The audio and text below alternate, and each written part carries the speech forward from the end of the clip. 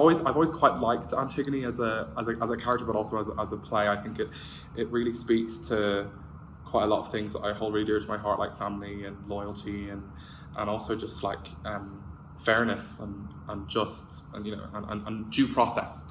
But I think what's been really great about this production is that it's forced me to say, well, like, was that really, like, what was the truth? So, like, did Antigone do the right thing? Was it due process? Is due process just the law? And if like, what is law? What is legality? And what is righteousness? What is, morality over legality? So I think that, like, that's what the play means to me, and that's what the Greek play means to me as well this year.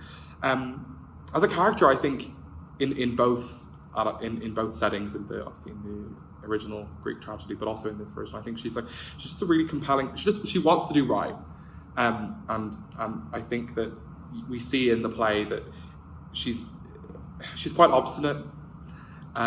She is headstrong, but ultimately, like, she's only trying to do what she thinks is best. And I think that across the play, in both plays, we see kind of what that means. What is best? Is it selfish? Is it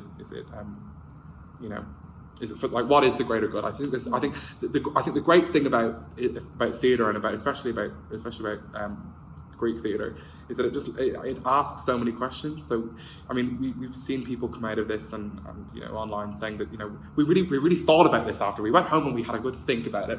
And I think ultimately, like, being able to kind of instigate and investigate and kind of ask these questions of theatre, especially to young classicists and to young kind of students in general, who are kind of learning about these contexts.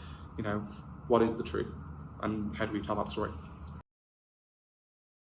I've been thinking about the few years we'd had sort of in pandemic and times out of pandemic, and what's been going on in the world, and there's this sense of, like, civil disobedience and the need to stand up and do something.